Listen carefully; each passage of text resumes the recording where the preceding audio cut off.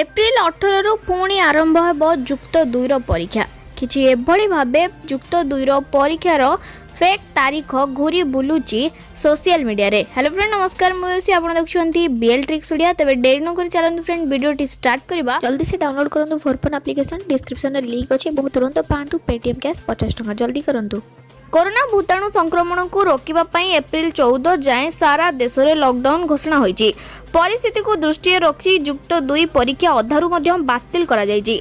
तेबे कला विज्ञान वाणिज्य धंदामूलक विभागर 5 दिन परीक्षा होई पारि नाही। परीक्षा सरीथिबा विषय गुड़िकर उत्तर खाता भी मूल्यांकन बंद रहिछि।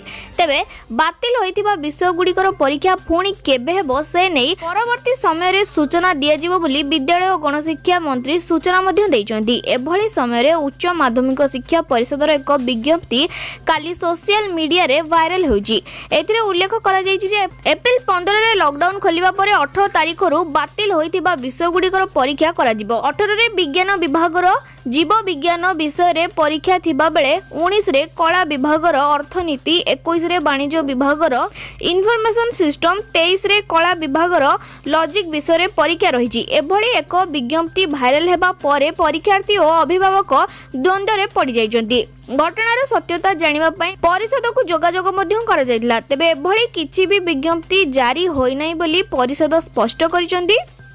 परिषदर परीक्षा नियंत्रण विजय कुमार साहू कहिसन्ती जे एभली किछि एपर्यंत निष्पत्ति होई नै।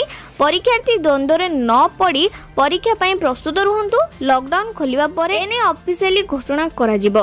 तेबे आशा करछि फ्रेंड ए वीडियो माध्यम रे आपण माने इन्फॉर्मेशन पाई परिथिबे जे आपण माने जो आर्टिकल टी देखिसन्ती जे +2 पिलांकर एप्रिल 18 रु एग्जाम स्टार्ट होबो सेटा संपूर्ण भाबे फेक। आपन पाखे एबे भी समय अछि आपण +2 रो जति पेपर आपनकर बाकी अछि आपण ताको प्रिपरेशन करंतु। वीडियो माध्यम रे आपण मानकु इन्फॉर्मेशन टी मिलि पारथिबो। जदि फ्रेंड वीडियो टी हेल्पफुल हिछि ते वीडियो को लाइक करंतु। देखा बाको वीडियो सहित thank you friend. Thanks for watching my video.